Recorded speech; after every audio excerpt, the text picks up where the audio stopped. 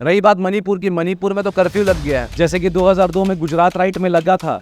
और उसके जो प्रमुख जिनका दिमाग सबसे ज्यादा लगा था गुजरात में, वो नरेंद्र मोदी थे। और ये टीम जो है, नरेंद्र मोदी, अमित शाह, नड्डा, विजय वर्गीय और ये सारे जो लोग हैं, ये लोग एक्सपर्ट है। मतलब अगर इनकी एजेंसी खोल दी जाए तो इनको सही से पता है कि दंगा कैसे लगाया जा सकता है और लगता है। ये जो छुट्टियों में जाते हैं 300 करोड़ रुपया खर्च करके आते हैं, वो 300 करोड़ रुपया अगर जो आज वो यूएस में गए, कम से कम 150 करोड़ रुपया खर्च हुआ होगा। क्या वो 150 करोड़ रुपया कोरोमंडल एक्सप्रेस के जो 500 से ऊपर लोग जो मरे हैं, क्या वो उनको जॉब नहीं दे सकते थे रेलवे में ये पैसा देकर? वहाँ पे आप देखिए, वहाँ की जो औरतें हैं वो सुरक्षित नहीं है, वहाँ बच्चे हैं वो सुरक्षित नहीं है, स्कूल नहीं जा सकते, घर से बाहर नहीं निकल सकते, कुछ भी नहीं कर पा रहे हैं। मणिपुर में एक ऐसा माहौल है, मगर फिर भी नरेंद्र मोदी आज यूएस के दौरे पे गए हैं जो बाइडेन से मिलने। अब ये दौरे में क्या होगा नहीं होगा मुझे तो नहीं पता, बट मेरा इतना ही सवाल है कि जब लोग इमरजेंसी के हालात में आपके खुद के देश में हैं, आप वहां जाके योगा करो।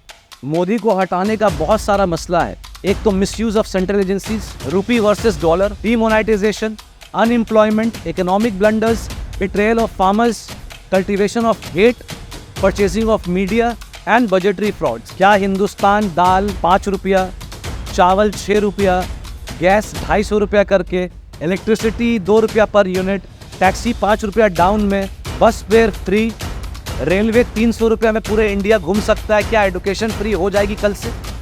और आने वाले 2024 इलेक्शन में आप देखिएगा, जब सारी पॉलिटिकल पार्टीज मिल जाएगी तो मोदी को एक करारा ही नहीं, मोदी को एक बहुत बड़ा झटका लगेगा। और ये झटका उनके लिए बहुत ज़रूरी है। और तो क्या हमारे पार्लियामेंट आज इस तरीके से हो गया कि हमें गीता और कुरान की ज़रूरत है पार्लियामेंट में? मैं मुसलमान हूँ, मैं बोलता हूँ पार्लियामेंट में कुरान की ज़रूरत नहीं है। हमारे प्रधानमंत्री जो वहाँ गए हैं, मुझे ये पूछना है कि वो क्या लेकर आएंगे वहाँ से, क्या लेकर आएंगे? स्टूडेंट वीज़ा फ्री हो जाएगा? क्या हमारे स्टूडेंट को अमेरिकन स्कॉलरशिप मिल जाएगा? क्या हमारे स्टूडेंट्स को वहाँ पर PR मिल जाएगा? हमारे स्टूडेंट्स को वहाँ पर जाते साथ ही उनके एडुकेशन ख़त्म होने के बाद क्या वहाँ पर काम मिल जाएगा? हमें छुप के और रहने की ज़रूरत नहीं है अमेरिका में? ऐसा क्या हो जाएगा? देखिए, पहले तो व्यूअर्स को ये जानना बहुत ज़रूरी है कि कोई भी व्यक्ति इतना इनसेंसिटिव कैसे हो सकता है। आप एक तरफ पूरे नेशनल मीडिया को बंगाल के पंचायत इलेक्शन में लगा चुके, आप ये दिखाने की कोशिश करवा रहे हैं कि बंगाल और बंगाल के सारे डिस्ट्रिक्ट में राइट का माहौल हो चुका है, डेमोक्रेसी ख़त्म हो गई है, यहाँ कुछ किया नहीं जा सकता। और आप यहाँ पर सेंट्रल फोर्स डिप्लॉयमेंट करवा रहे हैं, वो भी सुप्रीम कोर्ट के द्वारा। ठीक है, आप हाई कोर्ट चले गए, आप सुप्रीम कोर्ट चले गए, आपका राइट है, आप जा सकते हैं। मगर आपके हिसाब से बंगाल में बहुत आफत, बहुत तूफान और बहुत शायद इमरजेंसी की तरह पंचायत इलेक्शन होने वाला है। अगर ऐसी बात है तो आपको तो हिंदुस्तान में रहना चाहिए था, आपको तो भारत में ही रहना चाहिए था, आपको तो भारत छोड़ के नहीं जाना चाहिए था। जहां आपके भारत के लोगों के ऊपर इतना अत्याचार हो रहा है बंगाल में, आप बंगाल को ऐसे ही छोड़ के चले गए। ये उनके तरफ की जो बात है कि वो लोग जैसा दिखा रहे हैं भारत के लोगों को कि बंगाल में इतनी प्रॉब्लम हो रही है। रही बात मणिपुर की, मणिपुर में तो कर्फ्यू लग गया है, जैसे कि 2002 में गुजरात राइट में लगा था। और उसके जो प्रमुख जिनका दिमाग सबसे ज़्यादा लगा था गुजरात में, वो नरेंद्र मोदी थे। और ये टीम जो है, नरेंद्र मोदी, अमित शाह, नड्डा, विजय वर्गीय और ये सारे जो लोग हैं, ये लोग एक्सपर्ट है। मतलब अगर इनकी एजेंसी खोल दी जाए तो इनको सही से पता है कि दंगा कैसे लगाया जा सकता है और लगता है। मणिपुर में ऐसी सिचुएशन आ चुकी है कि मारना मराना तो बहुत दूर की बात है, वहाँ एक अलग ही माहौल हो चुका है। मर्डर, छिनताई, जलाना, ये रोज़मर्रा की ज़िंदगी में हो रहा है। वहाँ पे आप देखिए, वहाँ की जो औरतें हैं वो सुरक्षित नहीं है, वहाँ बच्चे हैं वो सुरक्षित नहीं है, स्कूल नहीं जा सकते, घर से बाहर नहीं निकल सकते, कुछ भी नहीं कर पा रहे हैं। मणिपुर में एक ऐसा माहौल है, मगर फिर भी नरेंद्र मोदी आज यूएस के दौरे पे गए हैं जो बाइडेन से मिलने के। अब ये दौरे में क्या होगा नहीं होगा मुझे तो नहीं पता, बट मेरा इतना ही सवाल है कि जब लोग इमरजेंसी के हालात में आपके खुद के देश में हैं, आप वहाँ जाके योगा करो। अब उस योगा से भारत के लोगों को क्या फ़ायदा पहुंचेगा, क्या नहीं पहुंचेगा? देखिए, योगा एक्सरसाइज नहीं, मणिपुर में तो इमरजेंसी है ना। मणिपुर अभी आप जा सकते हैं, आप चले जाइए। निश्चय तो गए थे, वो तो जा ही सकते हैं, उनकी गवर्नमेंट है। गवर्नमेंट किसकी है? गवर्नमेंट तो मंत्री नहीं गए थे, लेकिन अमित शाह तो नहीं। वहाँ जाके हुआ क्या? आप उसको कश्मीर बनाना चाह रहे हैं, आप जाके उसको सॉल्व कैसे कर पा रहे हैं? हमको ये बताइए ना। आप लोग ने सॉल्व नहीं किया ना। आज तक मणिपुर में कर्फ्यू क्यों लगी है? मणिपुर को हिंदुस्तान के बाहर में थोड़ी ना है, कोई कंबोडिया या बर्मा में या कोई म्यांमार में थोड़ी ना, नेपाल में थोड़ी ना है, वो तो हमारे देश का हिस्सा है। तो आज तक कंट्रोल क्यों नहीं हो रहा है? अगर आज आपको लगता है बंगाल में वायलेंस हो रहा, आपने फौरन एक दिन में आपने सेंट्रल फोर्स भेज दिया, तो मणिपुर में सेंट्रल फोर्स क्यों नहीं भेज रहे? और अगर सेंट्रल फोर्स वहां पर है तो वहां पर कंट्रोल क्यों नहीं हो पा रहा है? अभी क्या ही आबादी होगी मणिपुर की? 2 करोड़, 4 करोड़, 6 करोड़। हम 18 कंपनी भेज सकते हैं मणिपुर में और सारी चीजें कंट्रोल हो जाएगी। आपने कश्मीर में कैसे कंट्रोल रखा है मुसलमानों के ऊपर? आप एक आदमी के ऊपर 4 मिलिट्री आपने लगा रखा है, तो आप मणिपुर में कंट्रोल क्यों नहीं कर सकते? लेकिन आप एक तरफ मणिपुर वायलेंस जता रहे हैं, दूसरी तरफ पूरी दुनिया में प्रधानमंत्री का जय जयकार हो रहा है। टाइम्स स्क्वायर में उनकी तस्वीर आई, 21 तोपों के साथ उनका स्वागत किया गया। तो हिंदुस्तान का नाम तो प्रधानमंत्री यहाँ पर रोशन कर ही रहे हैं। मुझे नहीं समझ में आ रहा है वो 21 तोप या 8 तोप या 10 तोप वो अपने लिए ले रहे हैं, किसके लिए ले रहे हैं? और हिंदुस्तान, क्या हिंदुस्तान कल से पेट्रोल 40 रुपया में पाएगा? क्या हिंदुस्तान दाल 5 रुपया, चावल 6 रुपया, गैस 250 रुपया करके, इलेक्ट्रिसिटी 2 रुपया पर यूनिट, टैक्सी 5 रुपया डाउन में, बस फेयर फ्री, रेलवे 300 रुपया में पूरे इंडिया घूम सकता है? क्या एजुकेशन फ्री हो जाएगी कल से? क्या नरेंद्र मोदी के जो बाइडेन के मिलने के बाद ये सारी सहूलतें क्या हमारे भारत को मिल जाएगी? क्या हम फ्री में रहने लग जाएंगे? क्या हमारे औरतों की सुरक्षा बढ़ जाएगी? क्या बस फ्री हो जाएगा, रेलवे फ्री हो जाएगा, फ्लाइट के दाम 2500 रुपया करके हो जाएंगे, 2000 रुपये करके हो जाएंगे? क्योंकि आपने कहा था कि हम फ्लाइट में चप्पल वाले को भी चढ़ाएंगे जो चप्पल पहनते हैं, हम उन तक को फ्लाइट पे चढ़ाएंगे। तो क्या जो बाइडेन साहब से, मुझे जो बाइडेन से कोई तकलीफ नहीं है, वो अपने राष्ट्र के बहुत ही सक्षम और सक्सेसफुल प्रेसिडेंट है और रनिंग चल रहे हैं, मुझे उनसे कोई तकलीफ नहीं। हमारे प्रधानमंत्री जो वहां गए हैं, मुझे ये पूछना है कि वो क्या लेकर आएंगे वहां से?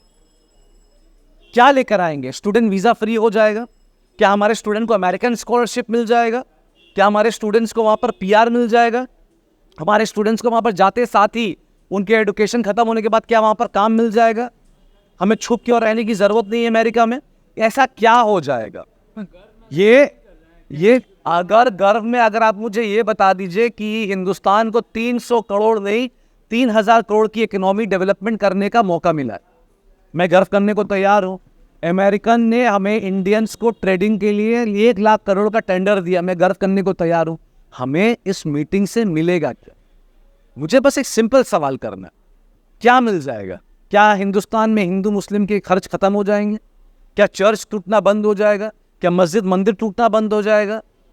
क्या गाय और सुअर के गोश्त को लेकर जो पॉलिटिक्स चल रही वो बंद हो जाएगा? आपने क्या ये कभी जाके डिस्कस किया कि मेरे हिंदुस्तान में कई ऐसे गांव हैं जहां पे दलित को, आदिवासी को हम एक दूसरे को छूने नहीं देते?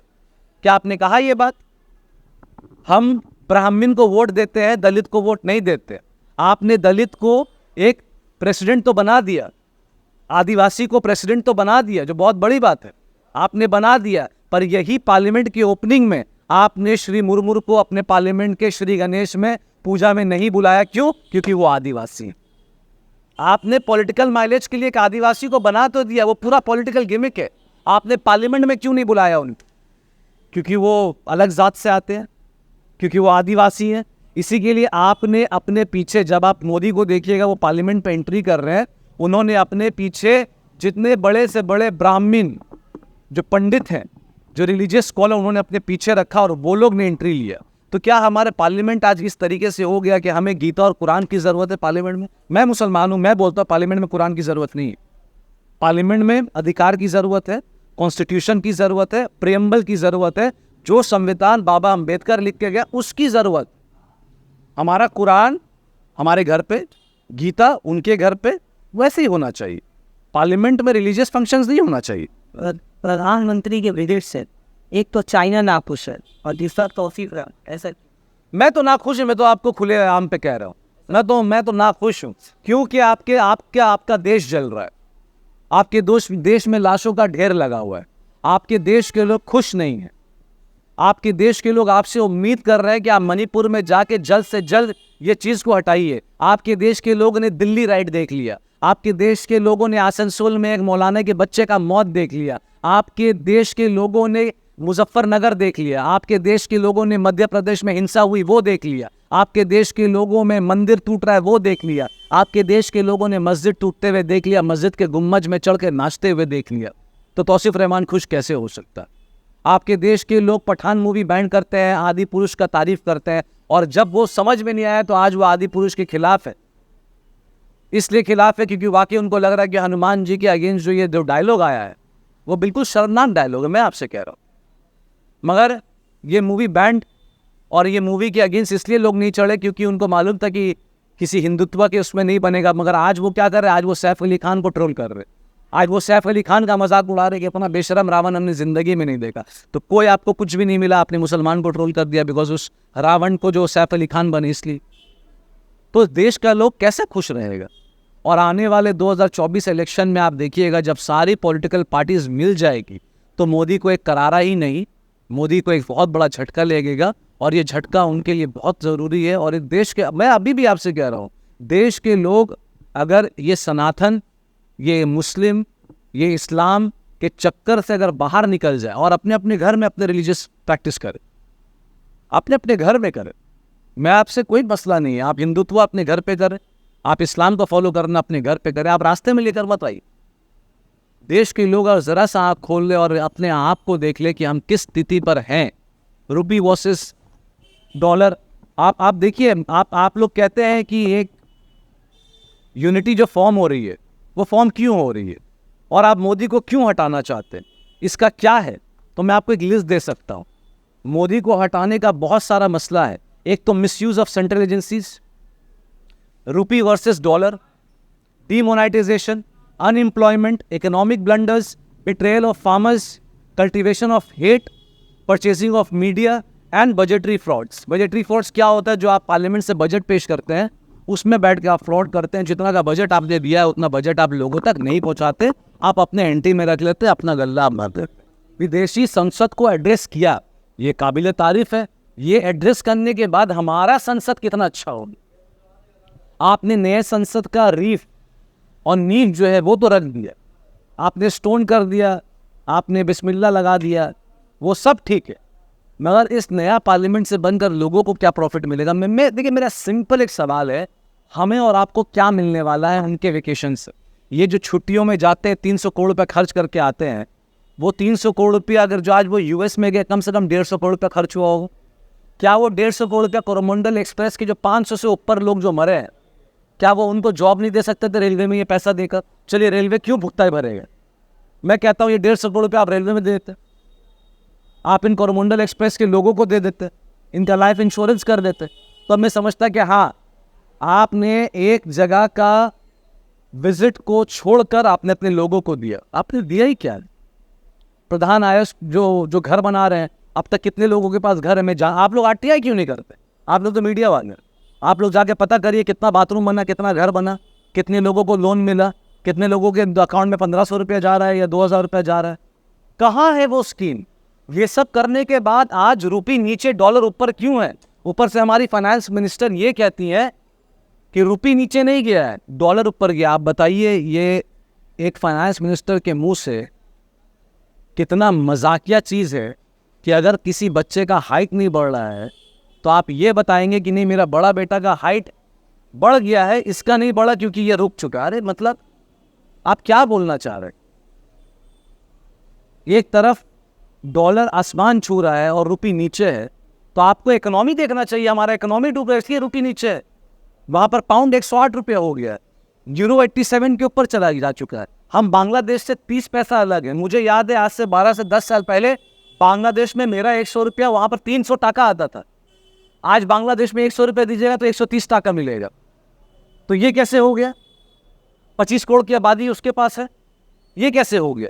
आज आप थाईलैंड जाइएगा, थाईलैंड में मुझे याद है 2007 में मैं पहली बार थाईलैंड गया था, वहाँ पर हमारा 100 रुपया और भाट 2 रुपया करके था। आज हमें अगर आप यहाँ पर थाईलैंड में अगर 1 रुपया दीजिएगा तो आपको 25 पैसा शायद मिलेगा। तो आप हमारा देश कहाँ है? हिंदुत्व के फैन, वो हिंदुत्व के फैन है, प्रधानमंत्री के फैन नहीं। और आपने बिल्कुल सही कहा, वो लोग अमीर हैं, उनके पास पैसे हैं, गरीब मोदी का फैन नहीं। गरीब तो मर चुका है, हमारे गरीब देश में फार्मर्स मर चुके हैं, किसान मर चुका है, जो दलित हैं, जो गरीब जात के, जो निचले साथ में, वो मर चुके, वो जिंदा ही नहीं। उनको पूछने वाला कोई नहीं, उनको देखने वाला कोई नहीं। और मोदी जी के पास इतना फुर्सत नहीं है। जो आदमी मणिपुर नहीं जा सकता वो किसानों के पास जाके क्या करेगा? हाँ, वो कभी कदार कोई मेले में आके झूठ बोल देते हैं कि मुझे यहाँ पर आने का बचपन से शौक था, मैं यहीं पैदा हुआ था, वो सब अलग बात। कल एक ऑल इंडिया जितनी पार्टी है वो लेकर एक मीटिंग जी, और उस मीटिंग में प्रधानमंत्री तो होना जरूरी था, लेकिन प्रधानमंत्री भी वो तो मणिपुर की ही मीटिंग है, मणिपुर के लिए मीटिंग होने वाली है। हाँ, तो प्रधानमंत्री तो होना क्या बिल्कुल नहीं, मैंने आपसे कह दिया, मणिपुर की मीटिंग के लिए प्रधानमंत्री क्यों आएंगे? वहां पर इलेक्शन हो चुका है।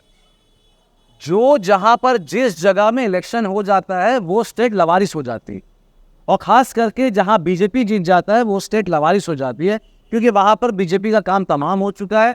उन्होंने पब्लिक को झूठ बोल दिया है, पब्लिक चूतिया बन चुका है। अब वहां पर देखने वाला कोई नहीं। अब 2019 के लिए वो अपनी जगह जाएंगे, एमपी का जब भीख मांगना होगा वो एमपी का टिकट मांग देंगे। तब तक के लिए जहां पर वो जीत जाते वहां पर वो दोबारा नहीं जाते। और मणिपुर जले, कटे, मरे, किसी को कोई फर्क नहीं पड़ता, किसी को कोई फर्क नहीं पड़ता, सब हो जाता है। बहुत बहुत शुक्रिया।